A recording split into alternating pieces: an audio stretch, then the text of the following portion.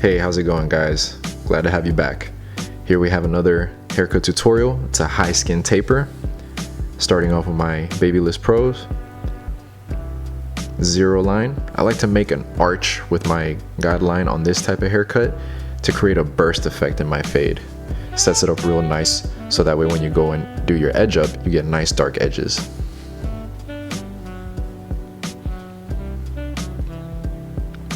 After that, I grab my clipper, open it up all the way, and then I make a small fine guideline in the same shape as my zero guideline.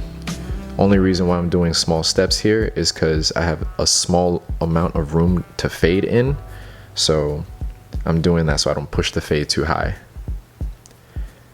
Here's a professional tip here in my opinion. Always prep the hair for blending when it comes to shaping froze into short hair. You want to pick it out and then comb out any other excess and then just freehand shape to connect the short hair with the long hair.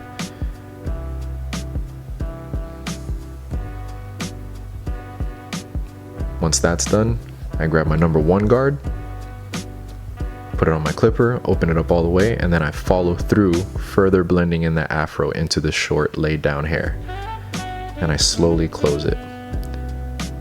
So in that area I have a number 1 closed, and I begin my blend by meeting up with my number 1 closed with my number 1 open against the grain. So rule of thumb, a number 1 closed with the grain is more or less a number 1 open against the grain. Generally speaking, it's not always, it depends on the hair texture. However, in this case, that's the step. Now here with my blend, I start open and then I slowly and gradually close my clipper until that line starts to come out.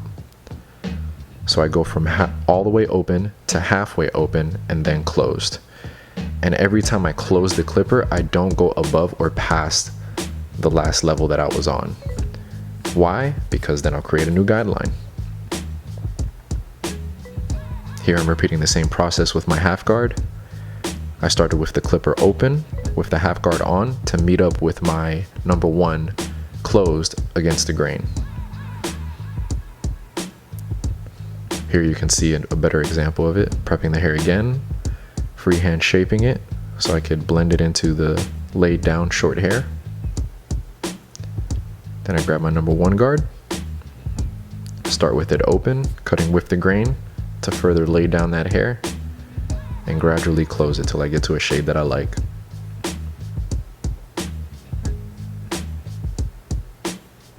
Now I use the corners with the clipper open to meet up with my number 1 closed with the grain.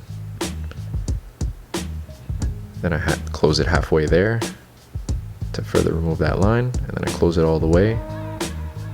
And then I sort of just repeat that same process till I get a shade that I like that connects my first step into the rest of the hair. Now you can see a little bit of that half line there. I go ahead and I grab my half guard, put it on, open it up, and I meet up with my number 1 close with my half guard open.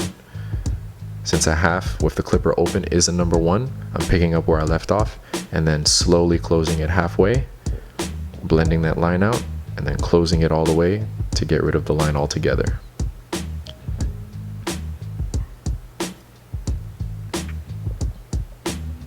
I use this same process for every single one of my haircuts. The only difference between any of these haircuts that I do, be it a high skin fade, low skin fade, drop fade, blowout, whatever the case may be, the only difference is how you set up your steps. But I use this same exact process to get my signature fade. Now you can pick bits and pieces of this technique and add it to your own arsenal and create your own style. I'm just showing you guys my way. Here again, starting the process all over again.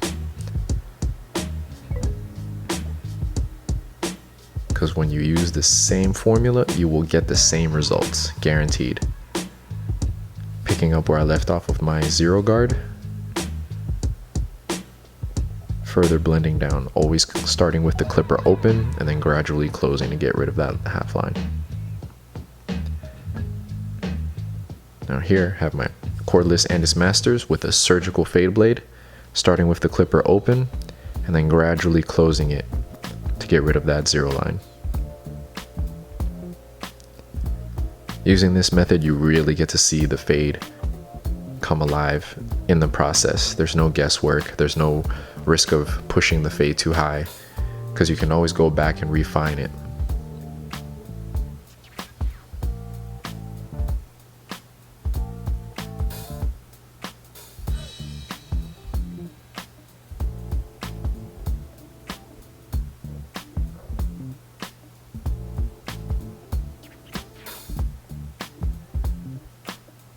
Here I'm using a pre-wipe edge up solution by OG Walker. You can go ahead and pick that up online. Reason why I use this, it soaks up and dries up the skin, soaks up any oils, dirt, and debris, creates basically a perfect canvas for you to do your edge up. And before I do my edge up on haircuts where the hair is longer on the top and it's textured, I just go ahead and use a curl sponge and set the hair in the style that I want it, and then do my edge up. Now here's the tip. Comb the hair outwards and then come down onto the line and drag out. That's how you always get the sharpest line. Do not place the clipper on the hairline and then push inward to create your line. You're only going to push the hair back and you're not going to get a sharp line. See, look at him. He's smiling. He sees it. Now for edging up the back, start at the bottom. Reason why I like doing that is that you lessen the risk of pushing the hairline inwards on the nape, and it just makes it easier on your life. You get to see the blend come alive that way. Again, coming down onto the line and then dragging out, not pushing in.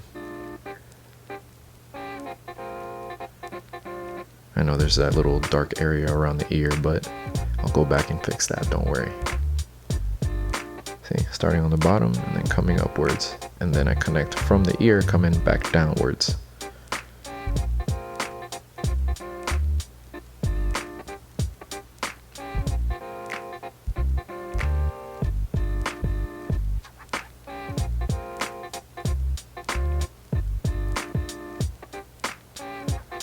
Now for my hairline, I like to start in the corner to create my 90-degree box.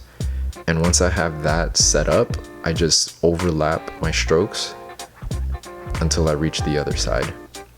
Because you have to remember, your trimmer blade is a straight line. So all you have to do is be mindful of the shape of the head and then follow your line across. Take your time. Overlap short strokes. Don't go too far off. See, look at that. And take little at a time. Don't overcommit. And then what makes or break the haircut is your detail work.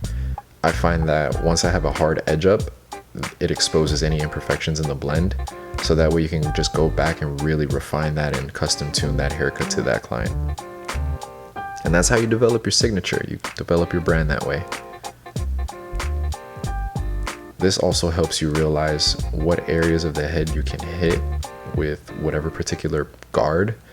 And on the next go around, you can just attack it straight without having to do any more detail work on the end.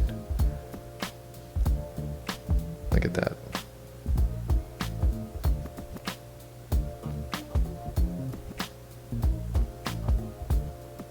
It's all in the details. And then of course, make your clients feel good.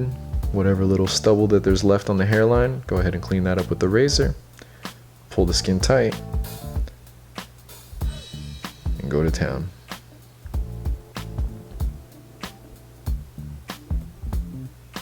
Yeah. And there you have it, guys.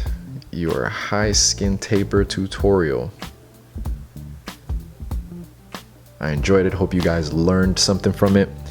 If you guys want to learn any other haircuts, let me know down in the comments below. Like and subscribe, share it to your friends. Again, thank you guys for watching so much. Love you guys.